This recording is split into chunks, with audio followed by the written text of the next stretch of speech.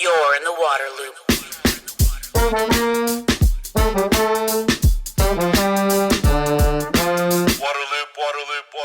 Welcome to Waterloop, the podcast that explores solutions for sustainability and equity in water. I'm the host, Travis Loop. This is episode number 210, A Rise in Corporate Responsibility. Sustainability is now a pivotal concern in the realm of corporate responsibility, pushing companies to integrate environmentally beneficial practices into their core strategies. This shift is particularly evident in the growing focus on water stewardship and the adoption of environmental, social, and governance, or ESG, criteria, highlighting how businesses are increasingly held accountable for their efforts. In this episode, a discussion with Emilio Tenuta, Chief Sustainability Officer at Ecolab, explores the evolution of corporate responsibility and water stewardship. Emilio delves into the significance of water management within corporate ESG strategies, shedding light on the multifaceted benefits of environmental stewardship for business. He also talks about consumer influence on corporate sustainability, innovative water resilience projects, and collaborative initiatives involving some of the world's leading companies. You're in the water loop. Emilio, so happy to have you on the podcast. Really wanted to talk about kind of corporate responsibility, corporate stewardship for a long time. You are an excellent person to have this conversation with, so thanks for coming on. Great to be with you, Travis. Thanks for having us. So before we really dig into some issues, water issues and so forth, and get down in the details, that phrase corporate responsibility, especially when it comes to water sustainability, what does that mean big picture?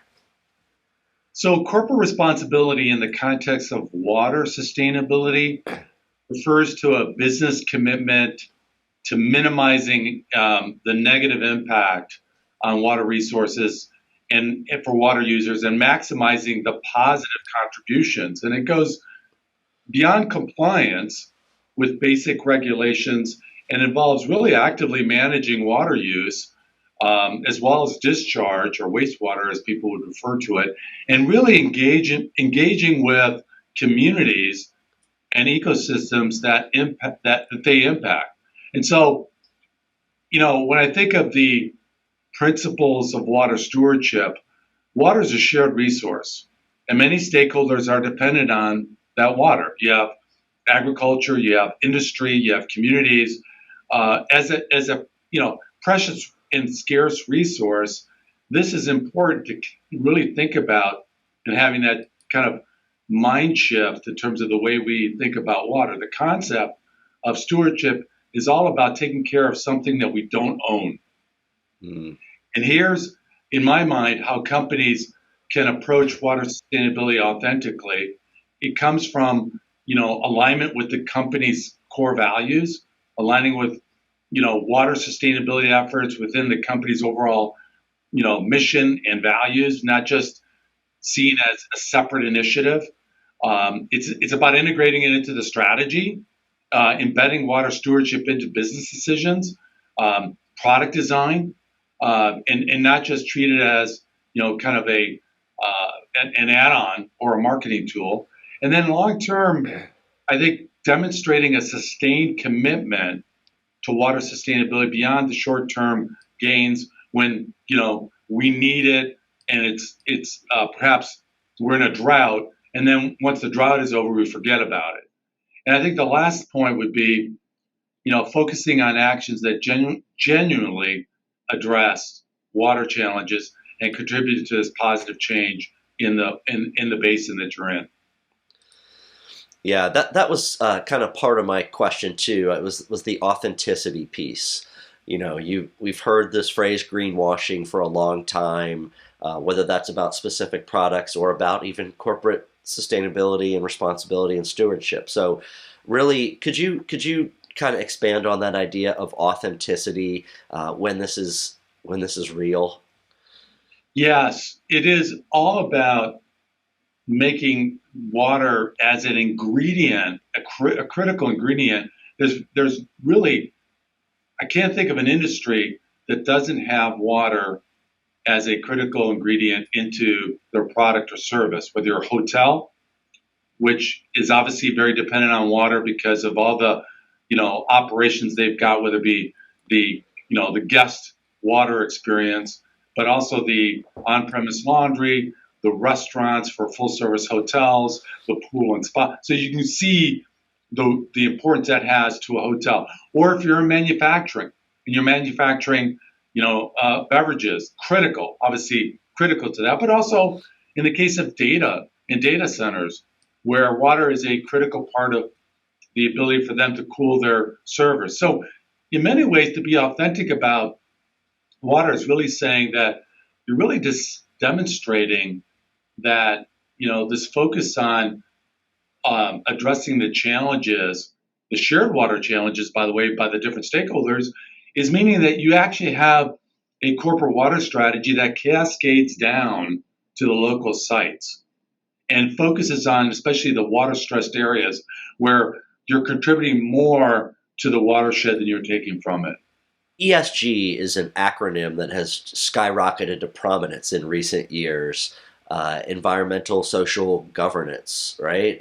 Could you explain what that means for folks and how it's connected to corporate responsibility, if they're one and the same, just what that looks like? Sure. So as you mentioned, ESG standing for environmental, social, and governance. It's a framework used to assess a company's, sustainability performance. Water sustainability, I think, falls under the environmental pillar, obviously, for ESG, and strong water management practices contributes to positively, to a company's ESG rating. We see this. I speak to investors and I speak to the rating agencies all the time throughout the year, and it really, what I hear from them is this is how water sustainability and corporate responsibility really connect with ESG. Around the environment, obviously, it's pretty direct in terms of reducing water use, improve water quality, protecting water resources. That contributes to a healthier environment. Social, you have your equitable access, to clean, available water and sanitation that improves community well-being and social development. I think the stat is that 1 in 10 lacks access to clean, available water, for their everyday life. This is just unbelievable in 2024. Governance, strong water management policy is a really critical part, as well as practices to demonstrating responsible leadership and adherence to the regulations, but to be an advocate, to also help shape the right policies as a water user, to get involved and promote water stewardship within your watershed that you're operating in with others. And so therefore, I think, using the authentic word again, authentic corporate water responsibility aligns with and strengthens, I think, a company's ESG performance, which helps them demonstrate their commitment to sustainable practices, and again goes back to that word of contributing a positive impact on the environment and society through water. You mentioned talking to the ratings agencies. So could you explain how that works? There's these agencies, these third parties out there that are evaluating how companies are doing on ESG and giving you like a score, and Right. then that score is kind of publicly available or available to shareholders, or how's that all work? So in many ways, whether it's Sustainalytics or MSCI, which we've been AAA now for over 6 years, probably going into our 7th year now. There's a lot of work that goes into making sure that a company is able to disclose, right, the right information to the rating agencies and investors alike around their, ESG practices within their company that supports their corporate responsibility. A lot of it is on different channels like our website or our corporate responsibility reports and alike. The one thing I've noticed is that that isn't necessarily enough because in some cases there's some interpretation that goes into this. And so being able to really connect with the rating agencies is important on an annual basis, even though they will be scraping data on you as a company related to your environmental, social, and governance. And in the topic today, water stewardship.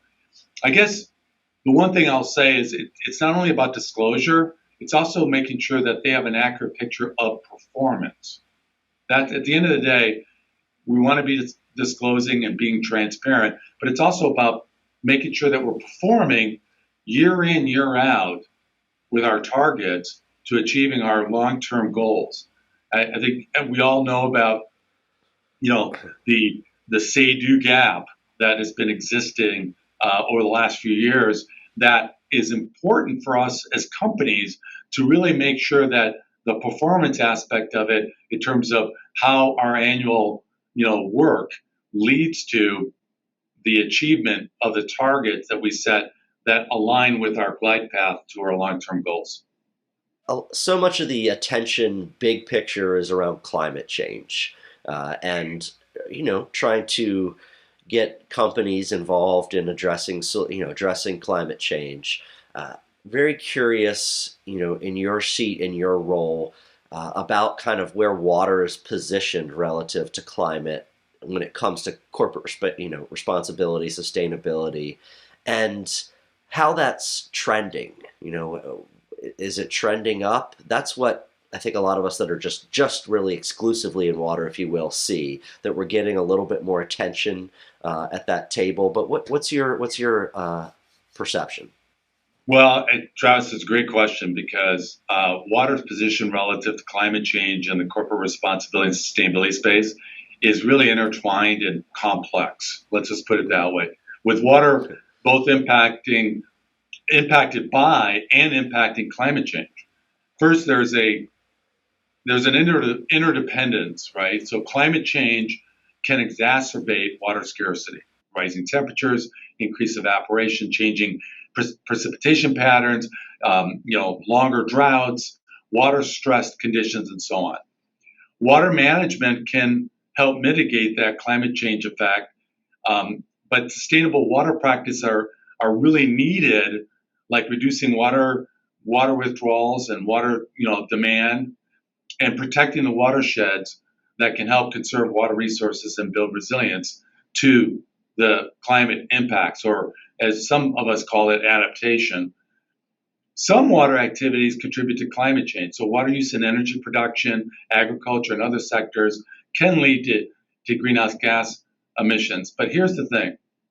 As we position it in corporate responsibility and the work that we do, it's really, really important and growing. Water is increasingly recognized as a critical resource for business and communities, as we talked about, as a critical ingredient to all the things that we do.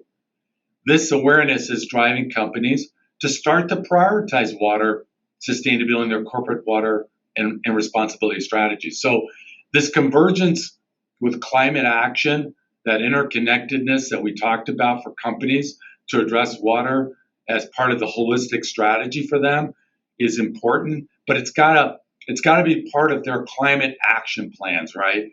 And there's a potential for leadership here.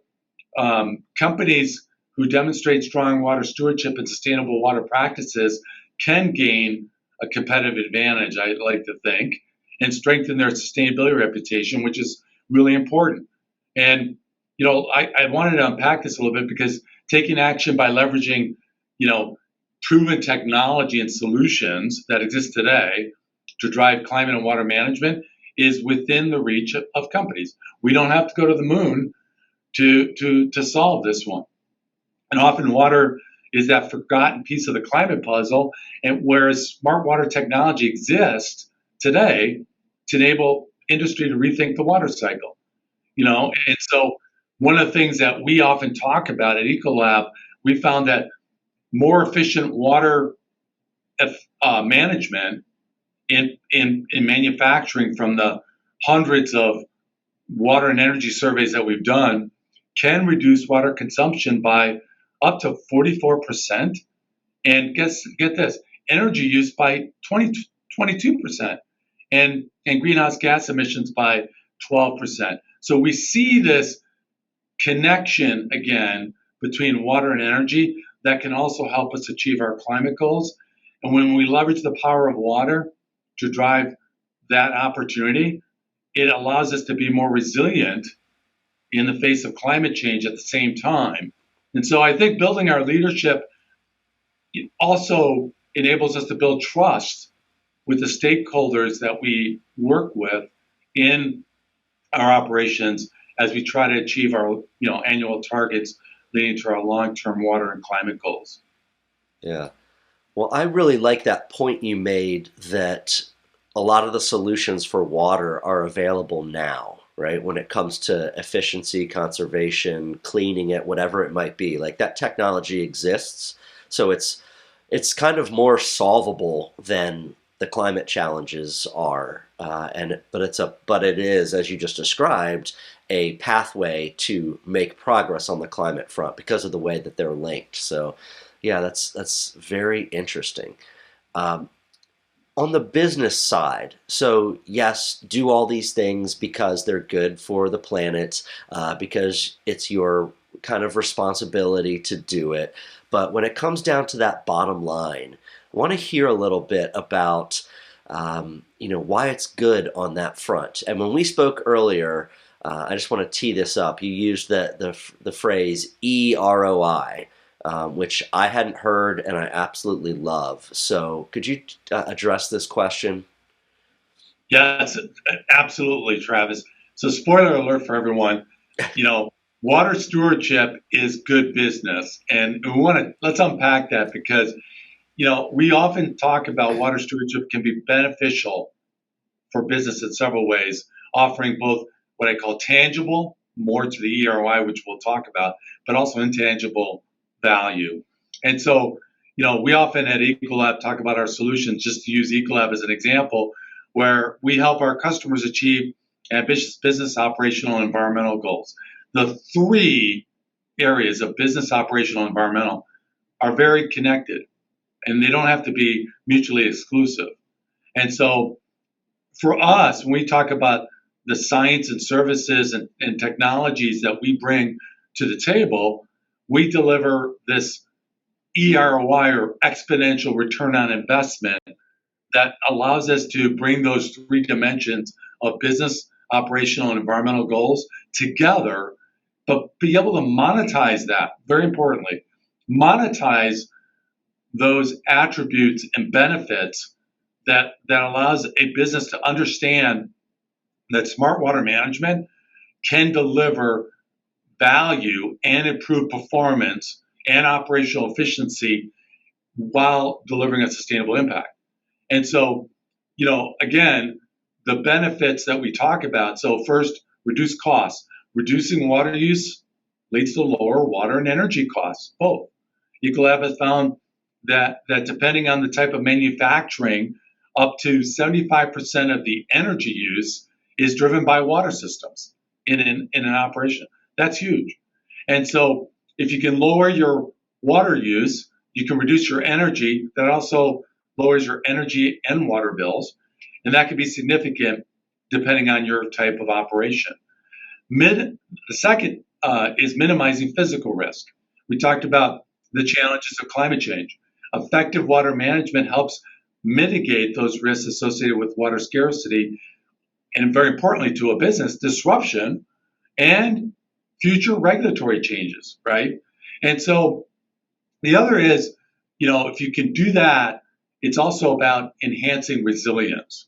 And we can't underestimate that as, in many ways, a tangible and intangible reward for smart water management. Securing water access by engaging in water stewardship activities like, nature-based solutions, which more and more companies are participating in, around watershed restoration and community partnerships that can help drive reliable water access, even in times of droughts or water stress.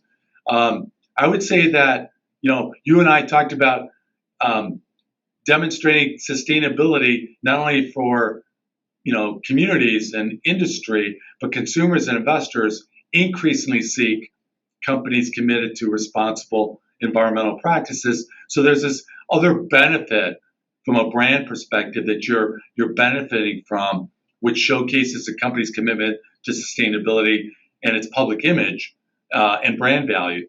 Now, let's talk about this in terms of an example. For Ecolab, we work with across 44 different industries, and water is a primary threat across many of them, not only for water but also for hygiene. So we'll take an example, Vail Resorts. We worked with Vail, the big hospitality brand that we're all familiar with. They're a leading global mountain resort operator. They have a corporate responsibility platform called Epic Promise, and that's to achieve a zero net operating footprint by 2030 without compromising guest satisfaction, which the brand has been known for. And so Ecolab has partnered with Vail to really leverage solutions like, I'll just use Aquanomic, a on-premise laundry technology that uses 40% less water and less energy. That is an example of a technology that exists today. Smart power for warewashing in dish machines in the full service restaurant, or the critical cooling systems that they've got to make sure that the indoor environmental experience is really pleasant for those that are staying there. Ultimately, Vail Resorts was able to really achieve some significant outcomes from this partnership. And so on an annualized basis, they saw 5.2 million gallons of water savings while avoiding 225 metric tons of greenhouse gas emissions. So remember the link between water and energy, obviously. But the best of all was saving 225,000 in total value delivered, EROI, if you will, along the way. As you can see, this is a great example with Vail, where water is a primary driver to also not only climate, but also the business performance, the guest experience, but also it's good for business. Yeah. Well, that's a terrific example. I'd love to get you just kind of explain briefly here EROI. Just break down that term and summarize Sure. what that means for folks. So absolutely. So clinically speaking, we often talk about that solutions like the ones we described for Vail deliver business outcomes, which for a hotel, the guest experience is part of their business outcomes that they're seeking. Obviously, if you're a large beverage company, a soft drink maker, you're going to, food safety will be a critical part of or a food processor, food safety be critical. So that's a business outcome dimension. Then there's the operational efficiency. It's doing more with less. It's being able to drive quality. It's being able to drive reduced labor costs. One of the largest cost components for a hotel is labor. And so doing more with less is big for them. The third level is environmental impact. And so that's around water, energy, greenhouse gas, and waste reduction. Whenever we go to see a customer at an operational level, our teams are trained to really focus on solutions but that deliver those three dimensions, and also to support how whatever the indicators are that we have to measure to monetize those to a number referred to as total value delivered. In the case of Vail, that was 225,000 in total value delivered. Now, EROI is a ratio, right? It is a financial ratio that we all are familiar with, the concept of ROI, return on investment. So for us, it's taking that total value delivered in the numerator, divided by the incremental investment, right, in the solution, will deliver a greater, we often say, greater than 25% EROI to that customer. So the concept of EROI is really germane to the way we approach our customers in really not only driving their business outcomes, but their operational performance and their sustainability goals. I am always very interested in the role that consumers play in driving corporate responsibility, environmental initiatives, water stewardship. I feel like consumers have a lot of power when en masse they decide that this is something they want. It seems like corporations respond once it reaches a certain level. Could you talk about the role that consumers are having these days in water sustainability at the corporate level? Absolutely. So, Travis, when we talked about the role of water stewardship, obviously there's a very strong link to communities and consumers. And companies have an opportunity to really drive a water stewardship strategy that mitigates three corporate risks: physical, regulatory, and reputational risks. And the reputational risk, I think, hits right at the heart of the consumer and the what we refer to as the Ecolab watermark study that was released last year. So part of this was that the underlying point of the study was that industry has a role to play in developing, climate and water solutions that protect our communities, and that we continue to fuel, what we want the consumer sentiment to be, that we're taking the right steps, right, to drive actions on what they really care about, with a focus on water and consumer perceptions. We through the watermark study provided unique insights on where and how stakeholders, think about businesses and government, and this is important. And so, with that in mind, we saw some trends that really built awareness around the challenges that consumers see that businesses have a role in.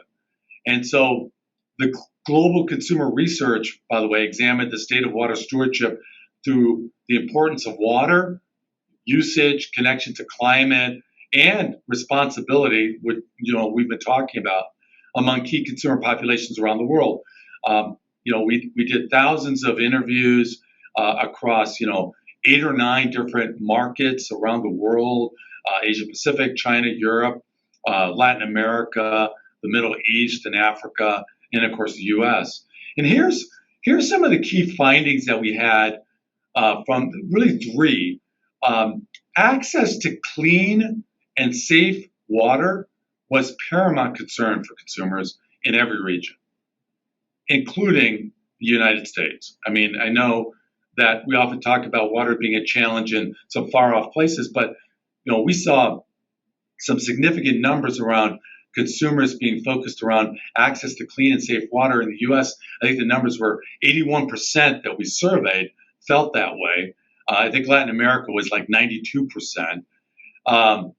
Second key point we heard was consumers hold government and businesses most responsible for driving water conservation. So this is really important, I think. And the third was consumers believe that industry really don't have a clear plan to address water scarcity, despite the perceived importance it has, to the business. The concern is that they really saw the fact that companies were setting these bold, ambitious goals, but really didn't have a plan year in, year out to keep them on that glide path. This is really important because, in many ways, we're seeing a buying motives change for consumers, right? Many people would arguably say that, they may not necessarily step up their pocketbook, their wallet, to really supporting more sustainably minded decisions, but we're seeing that start to shift, where influences on consumer purchases being more linked to climate, water, recyclability of products or services that they use. So I think there's an opportunity here for the private sector to really lean in on this, to invest and develop products and technologies that address the benefits consumers are looking for. And I really feel like whether you're, an EV maker, electric vehicle maker, a beverage company, a cloud provider, when it comes to the use of the cloud, that they have an opportunity to really drive more action and really to share a response that shows how they're accountable in helping consumers really understand that they're adopting environmentally friendly behaviors. According to the study that we did with the Watermark study, consumers are willing to stop purchasing products that require a significant amount of water to produce their products, as well as pay more for goods that are made using sustainable business practices. This was seen at a high level in the survey, like in the Middle East, China, Latin America. And so despite the known challenges, consumers remain optimistic, but there's an opportunity here, there's a window here for us in the private sector to really understand that one of the voices we need to listen to among the stakeholders is not just industry, NGOs, and government, but also consumers, because they're really looking for immediate action from all of us. Yeah, I often learn of sustainable initiatives that companies have, or that it's been in a product or a service. As I do research or all the different reading that I do, and I feel like there's a lot of missed opportunities for companies to message. Right. I don't see the type and extent of storytelling around some of that sustainability stuff that I think that there could be a lot of times. Right. I'm like, wow, this company's actually doing this thing. I never heard of this. I'm not discovering it as a regular consumer. I'm discovering it as an environmental professional. And Travis, can I just add? That's such an important point. Of course. I think it's important to not only be able to communicate and disclose, but to have the rigor around the data and the insights that really kind of year in, year out, I keep beating that drum, as you can tell, year in and year out, shows the progress and the performance that we're making. And I will say this, in some years, we may not always be achieving our annual target along our glide path. That's okay, as long as we're demonstrating that we're taking action. And that whether it's the pandemic, whether it's more significant water stress conditions, and whatever it is that may prevent us from achieving the goal, that we're still demonstrating and communicating and disclosing our performance along the way. Yeah. Well, I want to dig into specific solutions a little bit and into that action front, and ask you about some examples that there are of corporate initiatives around the U.S. What's happening amongst the industry to kind of push water stewardship and sustainability? I know that there's some efforts, right? Not just by a specific company, but by a cooperative of companies. What's going on? This is a really, really important area for us, for all of us in the world, because no one individual, no one company can solve the water crisis or the climate crisis alone. We need partnerships. An example of a partnership that Ecolab has been involved in is the Water Resilience Coalition. Ecolab was a founding member of the Water Resilience Coalition that was actually launched in 2020. It was founded in 2020, literally at the beginning of the pandemic, and which was challenging, but so thankful that it took flight.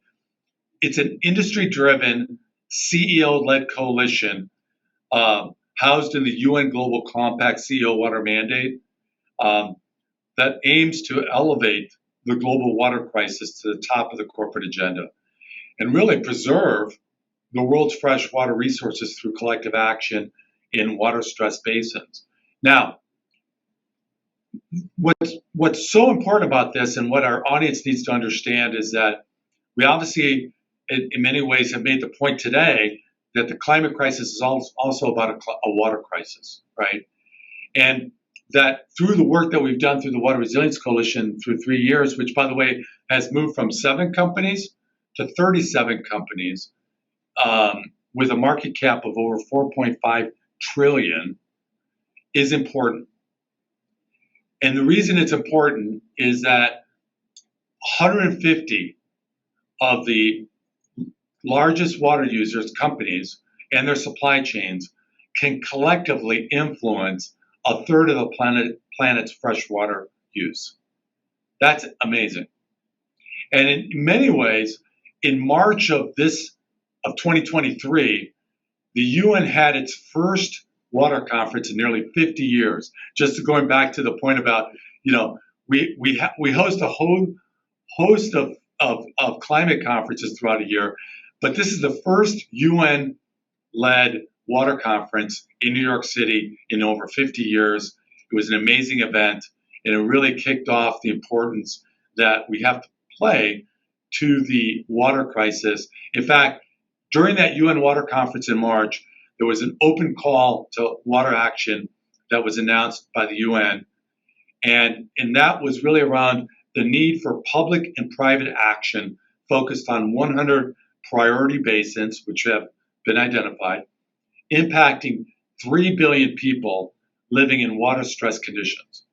And so the Water Resilience Coalition has an active role in really defining kind of the strategy that companies should be partaking in those water stress basins. And it's around a net water positive pledge. And that is going back to our point about, it's simply put, it's being able to contribute more to the watershed than we take from it.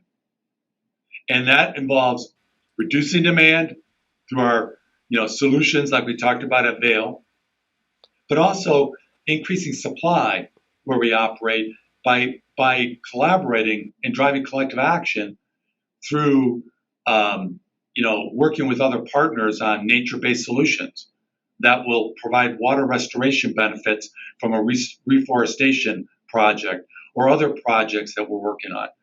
Now, speaking of which, I can't think of a better example, Travis, than California. So California is probably near the top of those 100 priority basins. Number one, it's we all know economically it's a powerhouse. It's the number one economy in the U.S., I think number 5 globally. And so the Governor Newsom, in 2022, announced a water supply strategy plan because what the science was telling us in his office, that there was going to be a 10% water supply deficit by 2040. So basically, given the effects of climate change, no more can we rely on the puts and takes in California to really balance the supply and demand equation that we had there in a water stressed area. And so in 2023, thanks to the Water Resilience Coalition, we launched the California Water Resilience Initiative. And that is an effort to unlock the water conservation potential from the private sector, working in the number one economy in the U.S., most populous state. It was organized by the World Environment Center, the Water Resilience Coalition, and the Pacific Institute, a think tank out of California. And it was supported by Ecolab. Ecolab is the basin champion for California. That's one of the things that the Water Resilience Coalition did, is they identified a company and a CEO, Christoph Beck, for Ecolab, as a basin champion to really drive the actions that we needed to see. So it brought together in October at a forum in Sacramento with the Water Control Board for the state, together with industry and state leaders, to really engage on insightful discussions, really, to share, how we can get after this supply deficit by working on innovative strategies to the water challenges in the state.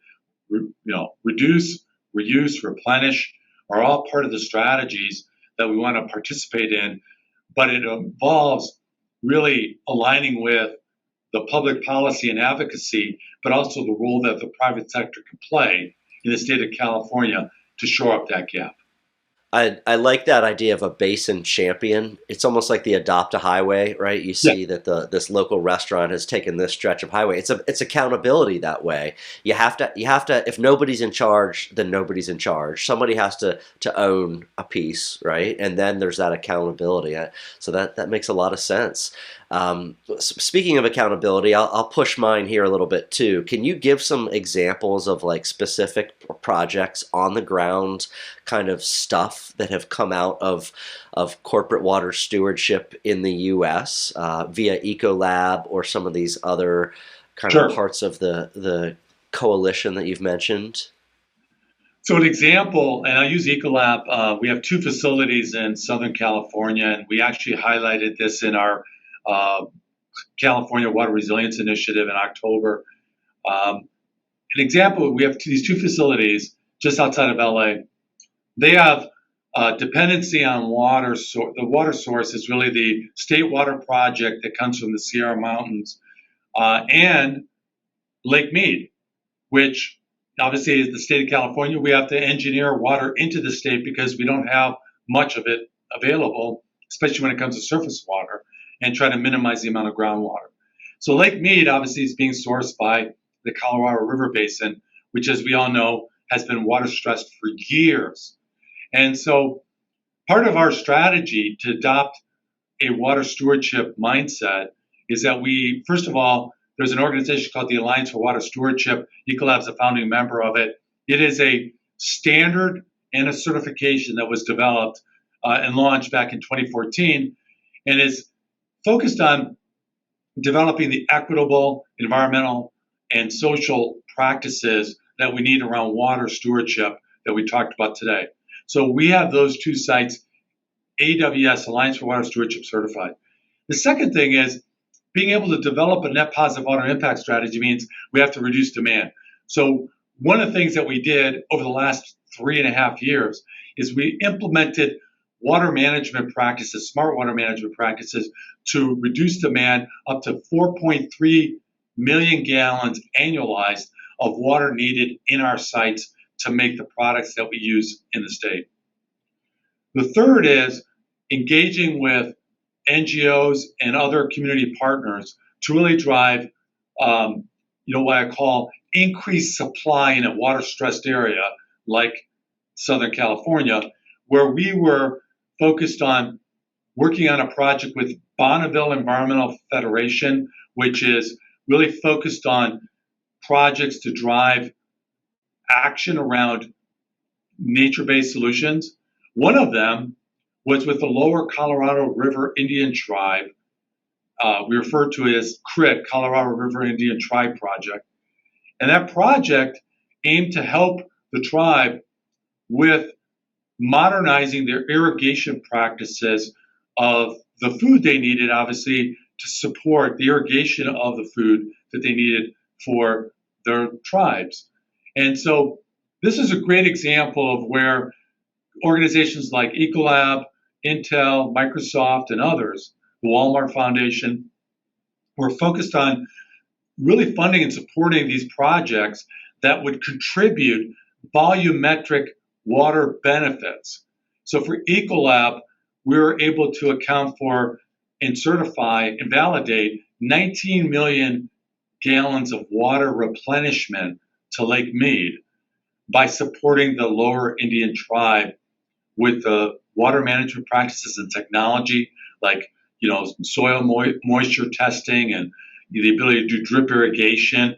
And those are the kind of things not only have a environmental and water stewardship benefit, but a social economic benefit, right? So it's helping the lower tribe with their awareness and education, but also the ability to support the economic activity needed in the tribes that they were supporting with food that they needed. So to me, this is a great example when you talked about and where we started with the role that water stewardship has on corporate responsibility for an organization, in this case, to drive net positive water impact.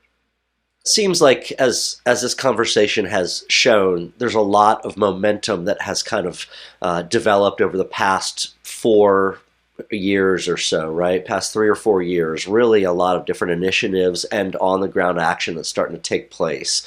Um, I'm really curious about what's next. How can that momentum be further increased? What's maybe on the horizon? So I really feel kind of my thoughts here, Travis, around our conversation, and as we come to a close, I really think about some of the things that we talked about and what's next, and on the water stewardship front. And I do think water stewardship has a key role to propel corporate responsibility and sustainability for the private sector. I think this point about actions speak louder than words. I think the importance of the consumer sentiment study that we talked about, called the Ecolab watermark study, building trust with stakeholders takes time and continuous effort, right, and resources to get done. So I really feel that that's one of the things as I look ahead on what's next on the horizon is an increase in the role that consumers will play in the work that the private sector is doing. The second is it's got to be focused on impact and not just optics. It starts with having the right baseline, an achievable goal, right? We talked about that, a roadmap, and being able to measure our progress. When we take those 4 steps, baseline, achievable goal, roadmap, and measuring our progress, that's usually a recipe for winning and success. And to ensure that our actions deliver genuine, mentioned authentic, environmental benefits that leads to business success. I think this last point about, we're seeing us move from, what I call a voluntary to more regulated reporting when it comes to ESG. I think transparency and accountability are critical. And being open and about your challenges and progress that allows us to be, again, genuine, but also demonstrate a commitment to continuous improvement. I think that by taking these actions, business leaders can go beyond just mere promises or demonstrate, what I call more genuine commitments to addressing environmental concerns, because this will not only reassure stakeholders, but also position the company for success as the world increasingly focuses on sustainability more and more every day. Yeah, absolutely, absolutely. I'm looking forward to tracking some of that progress and again the on the ground tangible actions, because that's where the change occurs. So and in my over 200 episodes of this podcast, I have not had a real full unpacking of kind of corporate water sustainability and stewardship, which is amazing. So I'm grateful for you coming on, Emilio, and kind of having that conversation with me. Thank you so much. Thanks for having us, Travis. It was a great discussion. Waterloop. Thank you for listening to the podcast. To find all episodes, sign up for email updates, and connect on social media, visit waterloop.org. Waterloop, Waterloop, Waterloop.